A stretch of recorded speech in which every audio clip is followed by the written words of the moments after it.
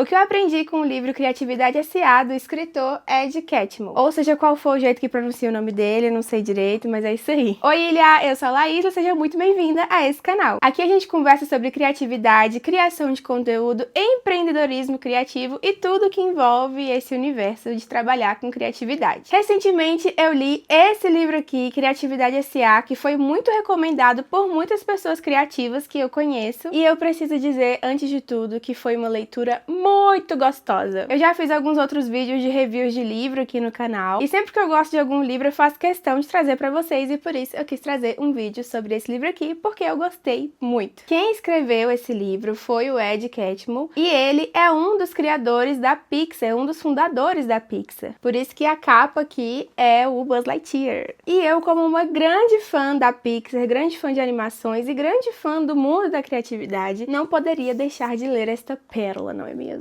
Ah, um detalhe, eu estou me recuperando de um resfriado, a minha voz ainda tá um pouco rouca, então se esse é o primeiro vídeo que você tá assistindo do canal, essa não é a minha voz original. Quero te convidar depois pra você assistir outros vídeos pra você saber qual que é a minha voz de verdade, porque essa aqui definitivamente não é. Dito isso, bora pro review. Falando de forma geral sobre o livro, a estética dele é uma gracinha, tem essa capa aqui, não sei se tem ele em outras capas, eu gosto de falar sobre a estética do livro porque eu adoro livros, e sempre existe isso em reviews de livros normais, né, assim, de fantasia, romance, então eu vou trazer isso pros livros técnicos também. Aqui a capa, inclusive, tem um certo relevo, onde tem o título, e eu adoro ficar passando a mão assim enquanto eu leio. O livro não é tão grandão, mas também não é tão pequeno, mas a leitura foi muito fluida até, pelo menos pra mim. E uma coisa que eu achei legal é que o livro também tem imagens. Claro que não é no livro inteiro, né, são em partes específicas onde ele vai explicar sobre alguma coisa, mas também tem um acervo de fotos da Pixar, das histórias que ele conta, do autor quando criança. Isso aqui eu achei muito legal.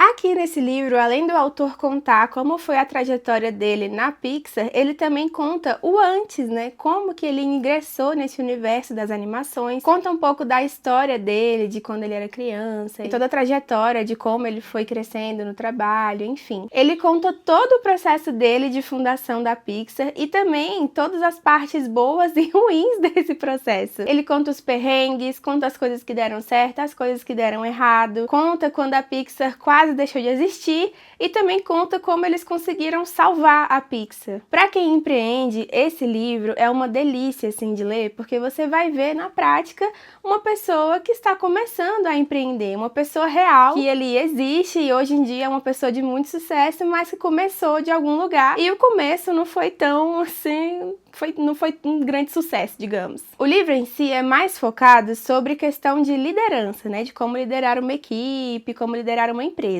Inclusive aqui na capa, né, tem escrito assim: provavelmente o melhor livro de negócios já escrito, e quem disse isso foi a própria Forbes. Mas apesar do livro ser bem focado em ensinamentos de liderança, eu achei o livro um prato cheio para pessoas criativas de entenderem como funciona a mente de uma outra pessoa criativa. Porque por mais que nós criativos a gente não ocupe um lugar de liderança, por exemplo, eu sou dona da minha própria empresa e eu ainda não tenho uma equipe para liderar. Eu trabalho junto com meu marido e por enquanto somos nós dois. Na teoria, não precisaria saber tanto sobre liderança porque eu não tenho funcionários, eu não tenho uma equipe, e aí eu poderia só ignorar a existência desse livro. Mas eu achei ele maravilhoso porque, além de falar de liderança, ele também fala sobre processo criativo, ele também fala sobre gerenciamento de uma empresa, fala sobre negócios, fala sobre relação entre clientes, enfim, tem muito ensinamento ali, e o livro não se resume à liderança, ele realmente aborda muitos temas dentro da área de empreender com criatividade. O livro é dividido em 4 partes. E na primeira parte ele vai contar mais sobre ele e o nascimento da Pixar. São 4 capítulos na primeira parte e ele vai contando sobre como ele ingressou nesse universo da animação e também sobre o nascimento da Pixar. Já na segunda parte do livro, são 5 capítulos e aqui ele já vai trazendo conselhos sobre liderança, sobre empreendedorismo, sobre coisas relacionadas a esse universo. E aí cada capítulo vai ter um título que tem a ver com o conselho que ele quer dar no capítulo. E aí aqui, além dele falar sobre o conselho, ele também vai trazendo exemplos práticos da vida dele, de coisas que ele viveu ou de coisas que ele viu sobre esse conselho, que vão reforçar a ideia do que ele tá falando. E aí, nisso é muito legal, porque ele acaba contando muitas coisas dos bastidores da Pixar e dos bastidores de outras coisas também. Então você acaba aprendendo não só pelo que ele tá falando, mas também pelo que ele viveu. E aí fica mais fácil de entender o conselho que ele tá passando. Na terceira parte, o tema é construindo e sustentando, onde ele vai falando ali quando a Pixar já estava mais estabilizada. Só que ainda assim, mesmo você estando mais estável, ainda precisa de atenção, e aí são 2 capítulos falando sobre isso. E na parte 4, o tema é testando o que sabemos, e aí são 2 capítulos também, onde ele fala algumas coisas que ele tá fazendo na Pixar atualmente. Atualmente entre aspas, tá? Porque foi na época que esse livro foi escrito, e eu não sei em que época esse livro foi escrito. Eu acho que foi em 2014, pelo que tá aqui, então já tem um tempinho. Um pouquinho das coisas que eu mais amei de saber dentro desse livro foi os bastidores, assim, da Pixar, de coisas que eu não fazia ideia que tinham acontecido. Principalmente em relação aos filmes do Toy Story, que são um dos meus favoritos da Pixar. Ele conta sobre como foi fazer o primeiro filme, que foi o primeiro filme de animação da história do mundo. E conta as coisas que deram certo, as coisas que deram errado e coisas que deram muito, muito, muito errado. Também sobre o Toy Story 2, que também tiveram coisas que deram muito, muito errado. Fala um pouco sobre vida de inseto, fala sobre quando o Steve Jobs comprou a Pixar e também fala sobre quando a Disney comprou a Pixar. Então, assim, tem muita coisa valiosa nesse livro. No final do livro tem um capítulo chamado Pontos de Partida, que ele reúne todos os conselhos, assim, reflexões que ele trouxe no livro em tópicos que aí fica mais fácil de você revisar depois. Eu amei essa parte, porque aí fica realmente mais fácil até de eu voltar aqui no vídeo e ver com vocês quais foram os tópicos que mais me tocaram. Inclusive, é o que eu vou fazer agora. Falar pra vocês quais foram os pontos que mais mexeram comigo e que eu pretendo aplicar na minha vida e no meu negócio. Detalhe, sendo uma pequena empreendedora, né? Porque ele tem uma empresa gigante, mas talvez você, assim como eu, tenha uma empresa pequena e ainda não tenha uma equipe para liderar, mas ainda assim tem ensinamentos muito valiosos que a gente pode aplicar na nossa vida e na nossa empresa. Uma das primeiras coisas que está escrita aqui e que ele fala no livro também é essa frase aqui: dê uma boa ideia a uma equipe medíocre e ela irá estragá-la. Dê uma ideia medíocre a uma grande equipe e ela irá corrigi-la ou oferecer uma coisa melhor. Se você puder ter a equipe certa, então terá as ideias certas. Eu amei esse ensinamento porque ele mostra o quanto é importante você trabalhar com as pessoas certas. E que isso é tão importante quanto ter uma boa ideia. Porque não adianta nada você ter uma ideia incrível, você pensar em algo sensacional, mas na hora que você for colocar em prática, você escolhe as pessoas erradas para poder cumprir isso com você. E mesmo que a ideia seja maravilhosa, ela não vai ser executada da melhor forma por conta da equipe que você escolheu. Por mais que eu não tenha uma equipe hoje, eu sempre procuro parceiros pro meu trabalho. Eu sou fotógrafa, eu trabalho com marketing. Eu sempre tô buscando ali parcerias que fazem sentido, procuro algumas pessoas para contratar para projetos específicos. E isso me fez cair essa ficha de que às vezes vale mais a pena a gente investir em ter uma equipe boa, sabe? Em ter bons parceiros, em fazer uma boa parceria, do que ficar tendo ideias novas o tempo inteiro. Às vezes compensa mais a gente pegar uma ideia mais ou menos com uma equipe muito boa, que ficar pensando em ideias mirabolantes e confiando em pessoas que não são tão confiáveis assim, digamos. Um ponto que ele fala também, que não só ele fala, mas eu já li em vários outros livros e sempre repito e acho importante repetir, é de que a inspiração pode vir e vem de qualquer lugar. Ele fala sobre como na Pixar eles defendem a ideia de que todo mundo pode opinar. Desde a pessoa que tá em outro departamento, que talvez não tenha nem tanto a ver com aquele projeto, ela tem a liberdade de opinar sobre aquele projeto. Eles inclusive incentivam isso. E não só para um projeto específico, mas até para coisas de dentro da empresa. Eles têm um dia inteiro dedicado só para recolher ideias das pessoas em relação à empresa, que é o dia de observações que ele fala aqui no livro. Eu acho isso incrível, porque muitas vezes a gente menospreza até as nossas próprias ideias, né? Que a gente fica, eu não sou tão criativo assim, não sou tão bom assim. Mas a gente não pode menosprezar essas ideias, nem das outras pessoas, nem as nossas. É sempre bom, inclusive, você anotar as suas ideias, mesmo que elas sejam ruins, porque em algum momento pode ser que elas façam sentido. Esse ensinamento aqui me pegou muito. Esse eu acho que foi o maior ensinamento para mim do livro. Ele diz assim: não caia na ilusão de que evitando erros, você não terá erros para corrigir.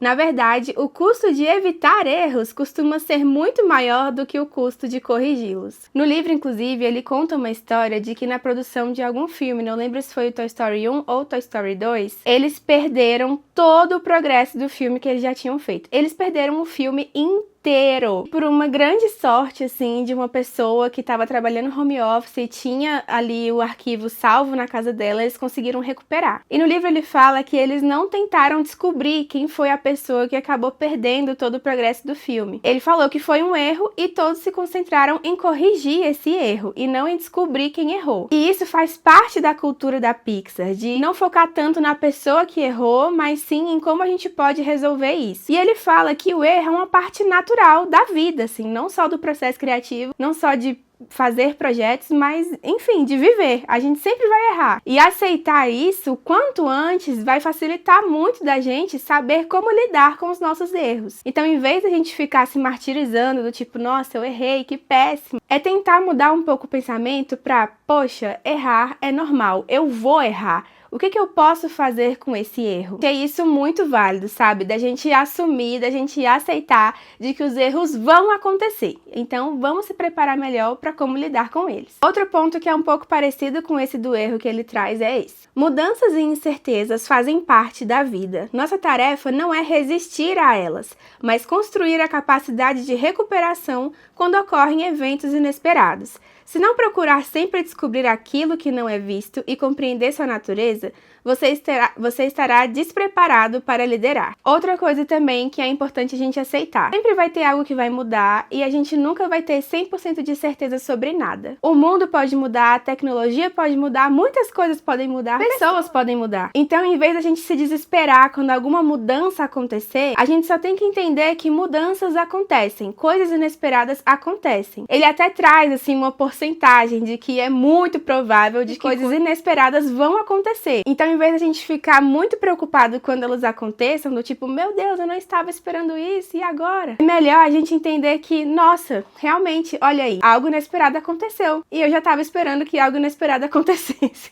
Então ele fala que a nossa tarefa não é resistir a essas mudanças e a essas incertezas, mas sim de construir uma capacidade de recuperação quando acontecem esses eventos inesperados. Fortalecer a nossa mente para que quando essas coisas acontecerem, a gente vai estar melhor preparado para lidar com elas. Outro ponto que eu achei interessante. O fracasso não é necessariamente ruim. Na verdade, ele não é ruim. É uma consequência necessária de se fazer algo novo. Isso é muito legal porque ele foi pioneiro em muitas coisas, né? Principalmente na questão do primeiro filme animado, né? Primeiro filme em desenho animado. O primeiro filme de animação 3D. Desculpa, eu devo ter errado isso em algum momento do vídeo antes. E naturalmente, por fazer algo novo, é comum que você erre, que você falhe, e isso faz parte do criar algo novo. Já é esperado que aconteça falhas quando você está criando algo novo. Então não é tão fim do mundo assim. Uma coisa que eu achei muito legal, que talvez não se aplique na minha vida agora, que eu, como eu falei, não tenho equipe, mas que eu acho muito legal para levar assim para outras áreas da vida, é que ele fala: confiar não significa que você confia que ninguém irá estragar tudo. Significa que você confia em seus funcionários até mesmo quando eles estragam tudo. Igual eu falei, né, do exemplo da pessoa que acabou perdendo o filme do Toy Story. Ele poderia ter culpado essa pessoa e demitido ela, mas ele confiou tanto na equipe que ele tinha que eles confiaram no poder de recuperar que eles teriam. E foi isso que aconteceu, né? Então é interessante também você colocar a confiança na sua equipe num lugar mais alto do que você esperar que ela não erre, porque as pessoas vão errar, e isso já é esperado. Agora você tem que ter uma confiança maior nela para confiar que se ela errar, ela também vai saber como lidar com aquele erro, ou você preparar ela para isso também, né? Essa aqui é um prato cheio para quem é perfeccionista. Não espere até que as coisas fiquem perfeitas para comunicá-las aos outros. Mostre logo e com frequência. Elas estarão bem quando chegarmos lá, mas não durante o caminho. E é assim que deve ser. Eles também têm um grupinho que eles chamam de... esqueci o nome, mas tem a ver com cérebro. Onde eles se reúnem durante a produção de um filme para poder todo mundo analisar aquele filme. Se tá sendo bom, se tem algo que precisa ser ajustado. Eu achei isso muito interessante porque eles levam o filme sem necessariamente estar pronto. Eles levam o filme no meio do caminho e vão fazendo vários ajustes ao longo do processo. Na maioria das vezes, a ideia inicial inicial do filme nunca é o filme final, o filme pronto. Porque por conta dessas reuniões e por conta de compartilhar essas ideias com as pessoas, o filme naturalmente vai mudando pra melhor. E isso eu digo que é um prato cheio pra quem é perfeccionista, porque quem tem essa tendência ao perfeccionismo acha que só pode compartilhar uma ideia pro mundo quando a ideia estiver perfeita. E a verdade é que nunca vai estar 100% perfeita. Sempre vai ter alguma coisa que vai precisar melhorar. Mas se você compartilha isso com o mundo, com as pessoas, fica mais fácil você saber o que precisa mudar para que fique perfeito, entre aspas, ou melhor. E o último ponto que eu vou trazer aqui com vocês, dentre vários que tem ainda, é esse daqui. Excelência, qualidade e bom devem ser palavras merecidas, atribuídas a nós por outras pessoas e não proclamadas por nós a nosso próprio respeito. Eu acho muito interessante ele falar isso porque ele é uma pessoa que se preocupa muito com qualidade. Ele fala desde o início do livro de que um dos pilares da Pixar é focar na qualidade e não na quantidade. Que eles querem mesmo se dedicar a sempre fazer um bom trabalho. Inclusive, esse foi um ponto que me tocou muito, porque eles acabam abrindo mão de algumas coisas que eles poderiam até fazer, mas eles não fariam tão bem. Então, eles preferem abrir mão do que fazer algo com qualidade, que é o nível Pixar que eles estipularam pra eles mesmos, sabe? Isso me motivou também a ser uma pessoa que preza sempre pela qualidade. E aí é interessante ele falar que esses termos você não deve atribuir a si mesmo, você tem que esperar que outras pessoas falam. E é interessante, né? Porque ele coloca isso como um pilar da empresa e, ao mesmo tempo, ele se tira desse lugar de falar que ele é bom, e sim de esperar que alguém fale. Então é muito louco, mas faz total sentido, né? Porque você realmente não dá pra falar que algo que você fez é bom, você tem que esperar, enfim.